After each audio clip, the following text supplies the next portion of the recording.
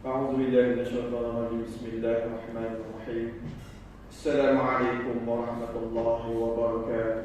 وعليكم السلام ورحمة الله وبركاته. والحمد لله نحمده ونستعينه ونستغفره ونعوذ بالله من شرور أنفسنا ومن سيئات أعمالنا. من يهده الله فلا مضل له ومن يضلل فلا هادي له. أشهد أن لا إله إلا الله وحده لا شريك له وأشهد أن محمدا عبده ورسوله لا نبي بعده. اللهم صل وسلم وبارك على محمد وعلى آله وصحبه وسلم. سبحانك لا علم لنا إلا ما علمتنا إنك أنت العليم الحكيم. رب اشرح لي صدري ويسر لي أمري واحلل عقدة من لساني يفقهوا قولي. وخير الحديث كتاب الله. أعوذ بالله من الشيطان الرجيم. بسم الله الرحمن الرحيم. والعصر إن الإنسان لفي خسر إلا الذين آمنوا وعملوا الصالحات وتواصوا بالحق وتواصوا بالصبر. وقال رسول الله صلى الله عليه وسلم في الحديث رواه مسلم: من سلك طريقا يلتمس به علما سهل الله له طريقا إلى الجنة. Alhamdulillah, semua alhamdulillah.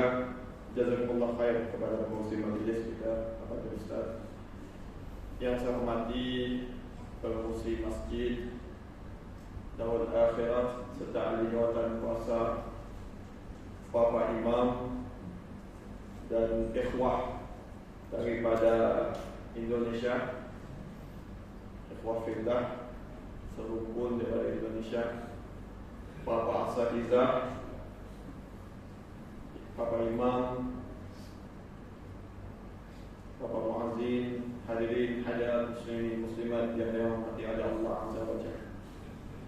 Alhamdulillah, semua alhamdulillah. Pertama dan selamanya adalah kita mewafatkan kesyukuran kita kepada Allah Subhanahu wa taala. Karena di atas segala limpahan kurniaan rahmat yang telah Allah berikan kepada kita untuk kita dapat meneruskan kehidupan kita, meneruskan perjuangan kita di dunia yang penuh dengan pancaroba, di dunia yang penuh dengan fana. Mudah-mudahan dengan peluang dan ruang yang Allah Azza wa Jalla masih berikan kepada kita, kita dapat mempertingkatkan lagi iman dan takwa kita kepada Allah Subhanahu wa taala. Yang keduanya, syukur di atas hayat dan juga nafas yang masih Allah pinjamkan kepada kita. Sungguhnya perlu kita ketahui bersama apa kata Allah, allazi khalaqal mauta wal hayata liyabluwakum ayyukum ahsanu amala. Allah menjadikan hidup itu dan juga mati itu atas dasar menguji manusia, setakat mana kita boleh bawa ahsanu amala di hadapan Allah Azza wa Jalla di akhirat kelak. Dan tiganya kita syukur kepada Allah kerana kita terpilih untuk bersama-sama hadir dalam satu majlis yang agak meriah, yang pada awalnya saya tidak mengetahui siapakah audiens, siapakah yang menyaksikan saya berceramah dan menyampaikan pengusian pada pagi ini. Ternyata ada ikhwah daripada Indonesia. Subhanallah, ahlan wa sahlan wa marhaban bikum. Apabila saya mendengar Dr. Agus Sudarmaji tadi, Pak Kiai memberi upacara sambutan pada awalnya, saya sudah mengingatkan pengalaman dan juga kenangan saya berada di Indonesia di Surabaya. Soalnya saya kuliah di nang Surabaya ini. Ono wong Jawa iki. Ono tak? Okey. Subhanallah, mengingatkan saya berada di Wonosobo ini.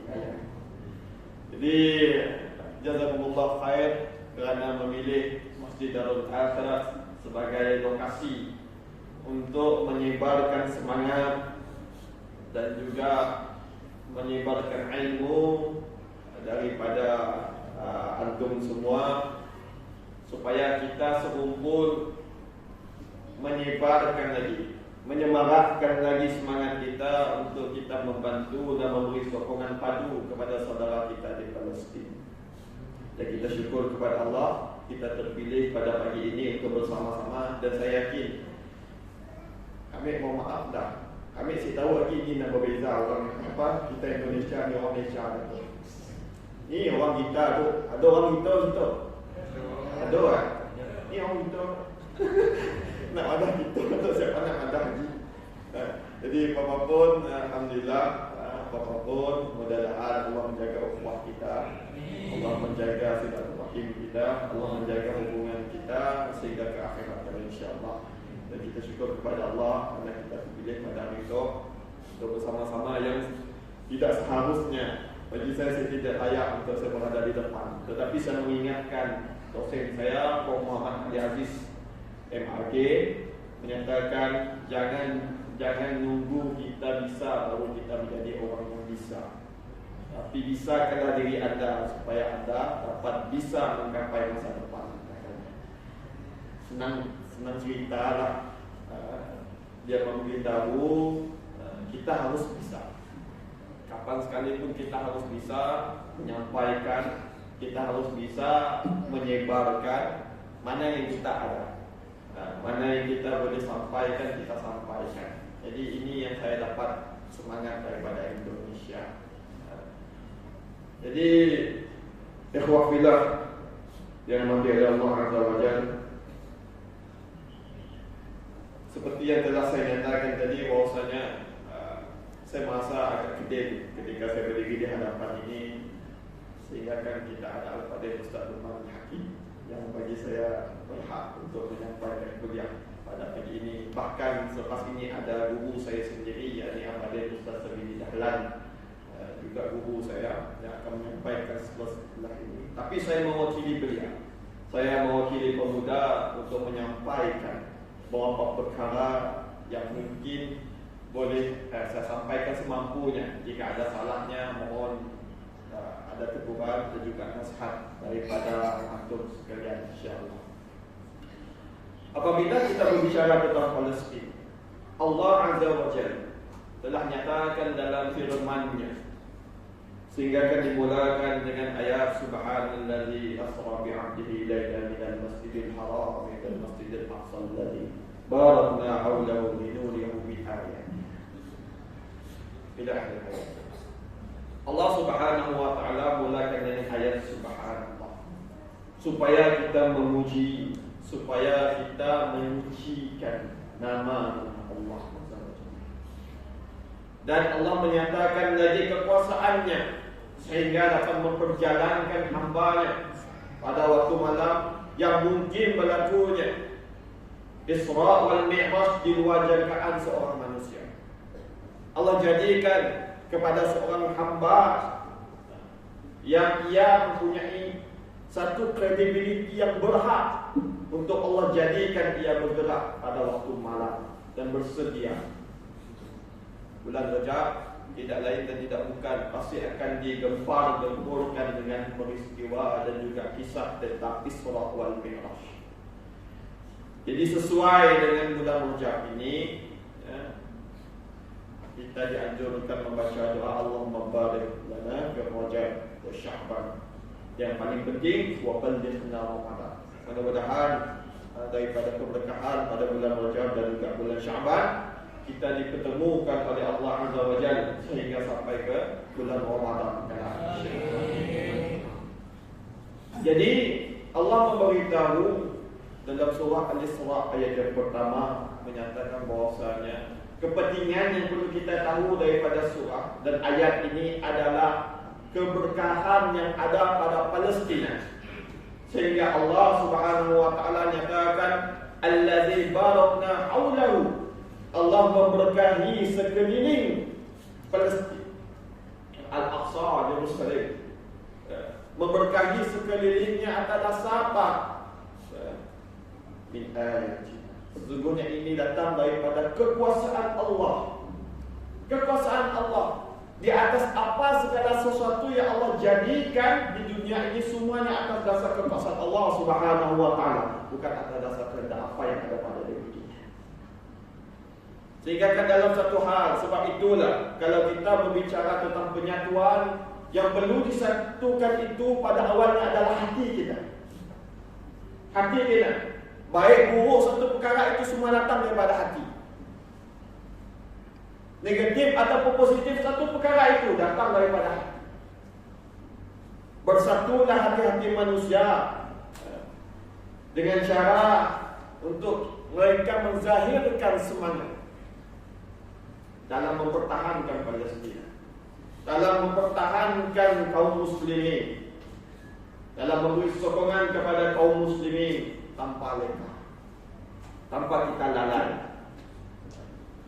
Jadi Allah sudah memberitahu bahwasanya apabila Palestina ini sudah diberkati, sudah dinyatakan Allah bahwasanya ada keberkahan di sekelilingnya, maka seharusnya kita berfikir bahwasanya kita berhak untuk mempertahankan Palestina ini. Tapi saya tidak akan membuka lebih berkenaan tentang Palestina, kerana Bapak Kiai sudah menjelaskan dengan lebih detail berkenaan tentang Palestina sebentar tadi. Namun apa yang boleh saya ajak, kami mohon maaf dah mana-mana kita orang Sarawak. Kami tu pun suruh kelakar campur-campur macam tu, berbeli lidah tu. Oh ni bongan tu. Malam tadi kami orang bawa meeting, maaf ya campur-campur bahasa ni ya. Mungkin daripada Indonesia tahu kami itu ya, kami. Hujung bulan ini saya tabligh akbar di Malaysia. Hujung bulan depan, bulan Februari saya tabligh akbar di Sambas. Diundang ke Sambas. Itu pertama kali saya ke Sambas, kerana keturunan saya juga dulu daripada Sambas. Jadi mungkin itu hanya sekadar untuk menjalin kasih daripada keluarga untuk mampir ke Sambas. Enggak nyangka dijemput sampai ke Sambas. Dan bulan 8 insya-Allah akan diundang ke Indonesia juga di Surabaya. Karena mereka kangen sama saya. Jadi kembali lagi kita bersama. Apabila kita bercerita tentang penyatuan, semestinya malam tadi saya meeting bersama dengan Persatuan Kebajikan Pelajar Islam, dan kami pun membincangkan bagaimana kita nak membuat satu program yang boleh menyatukan hak-hak manusia supaya bersolidariti, memberi sokongan padu kepada Palestina. Jadi kita pun merangka bahawasanya kita membuat satu program yang mengumpulkan kaum muslimin yang ada di Sarawak ini dalam satu program pada bulan 3 nanti, insya-Allah, mudah-mudahan dimudahkan untuk kita mengadakan solidariti. Namun saya bercadangkan, meskipun sebenarnya solidariti ini tidak diadakan di semua negara, Malaysia, Indonesia ataupun se-Asia Tenggara, mungkin mereka banyak melakukan solidariti. Tapi di Eropah mungkin ada yang tidak, mungkin ada yang membuat, di beberapa tempat ada yang buat, ada yang tidak. Namun ada satu saja kaedah yang menyatukan hati manusia, yang kita jangan terlepas pandang. Meskipun solidariti ini ada yang buat, ada yang tidak, tapi ada satu saja kaedah yang diajarkan dalam Islam supaya kita menyatukan hati kita dan kita mendoakan kepada mereka setiap masa. Dengan cara apa? Berqunut nazilah. Allahumma inna naj'aluka fi nuri a'daina wa na'udzubika min shururihim. Allahumma baddil syarrahum wa farrij jam'ahum wa safi kalimatahum wa zaddil a'da'ahum. Qunut nazilah. Sebab itulah kita dianjurkan untuk kita qunut nazilah pada setiap waktu solat fardu. Solat fardu. Itu salah satu kaedah daripada Islam untuk menyatukan hati-hati manusia dengan qunut nazilah. Belum tentu solidariti itu dapat menyatukan hati-hati manusia, tapi dengan adanya qunut nazilah ini yang memberi semangat kepada manusia. Tapi belum ada lagi kami anggap apabila berqunut nazilah dalam yang jual yang gagal bertakbir lain kita. Dalam dia jual yang gagal bertakbir kita. Campur-campur minum orang itu. Benda disuruh campur-campur minum orang itu. Sebab saya pernah diundang di Selangor untuk ceramah. Ketika saya ceramah di Selangor, bahasanya pun bahasa Indonesia juga. Beli Okey, jadi kalau bercerita tentang penyatuan Allah Azza wa Jalla, menyukai mereka yang bersatu hati, bersatu padu. Sehingga Allah nyatakan innallaha yuhibbul ladzina yuqatiluna fi sabilihi saffan ka'annahum bunyanun marsus. Sehingga kan dijadikan kepada manusia apabila mereka bersatu padu di jalan Allah Subhanahu wa taala, maka itu diumpamakan seperti bangunan yang kokoh. Bahkan dalam hadis pun, hadis yang masyhur yang mungkin kita boleh dengar, la yu'minu ahadukum hatta yuhibba akhihi ma yuhibbu li nafsihi. Bukan maksudnya tidak ada keimanan, tapi kuranglah iman seseorang itu apabila ia tidak mencintai saudaranya sebagaimana ia mencintai dirinya sendiri. Ini salah satu cara daripada Nabi SAW mengajak kepada kita supaya apa? Tanamkan sifat cinta kita itu kepada saudara kita. Mau maaflah kalau cinta lebih.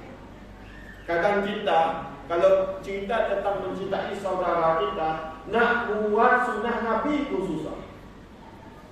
Bagaimana nak suruh orang untuk bersatu, nak buat sunnah Nabi pun susah. Sekecil-kecil sunnah pun kadang susah nak dibuat. Contohnya apa? Nabi kata kalau bertemu dengan saudaramu, maka tunjuklah wajah yang ceria. Tapi kadang inilah sunnah yang paling susah manusia buat. Memasang muka, tak kata orang sawang menjus. Muka menjus lagi yo. Manyol lah. Kayaknya manyol ya. Kadang inilah sunnah yang paling susah. Bagaimana hati nak bersatu kalau sunnah pun susah nak dibuat. Nak bertemu dengan sahabat, meskipun seseorang yang kita jumpa tersebut ada hutang dengan kita, tetaplah senyum dengannya. 50k yang hutang, susah juga nak senyum. Tapi tetap juga Nabi mengajarkan kita supaya senyum meskipun ada masalah dengan saudara kita tersebut selama ia masih Islam. Bahkan orang yang bukan Islam sekalipun kita diajar supaya kita tunjukkan akhlak yang baik, supaya mereka tahu bahawasanya Islam itu bukan Islam yang eksis, bukan Islam yang ekstremis. Daripada sifat yang sekecil-kecil perkara ini, sebab itu Nabi kata jangan remehkan kebaikan. Jangan remehkan kebaikan meskipun hanya sunnah yang paling kecil, dengan mengalihkan barang di atas jalan. Mengalihkan barang di atas jalan itu sunnah yang paling kecil, tapi jangan diremehkan. Jangan diremehkan. Karena itulah menunjukkan tingkah laku seorang Islam. Di hati selalu bagi orang bukan isi. Jangan memaham ibadah. Kalau cerita tentang sunnah, waktu Nabi Rasul saja, saya takut kita, kalau kita nak mencintai Nabi, jangan bermusim. Jangan bermusim. Maulid Rasul barakallahu ala Muhammad, hari lain dia. Hari lain dia. Jangan bermusim. Mencintai Nabi itu setiap masa, setiap waktu. Bahkan kita dianjurkan pada setiap hari Jumaat, innallaha wa malaikatahu yusholluna 'alan nabi ya ayyuhalladzina amanu shallu 'alaihi wa sallimu taslima. Ditekankan pada setiap hari Jumaat. Masih juga tak faham. Masih juga tak faham. Kadang jumpa dengan kawan beri salam, bukan main beri salam, tapi muka ya. Ya muka. Tak pandai nak senyum-senyum.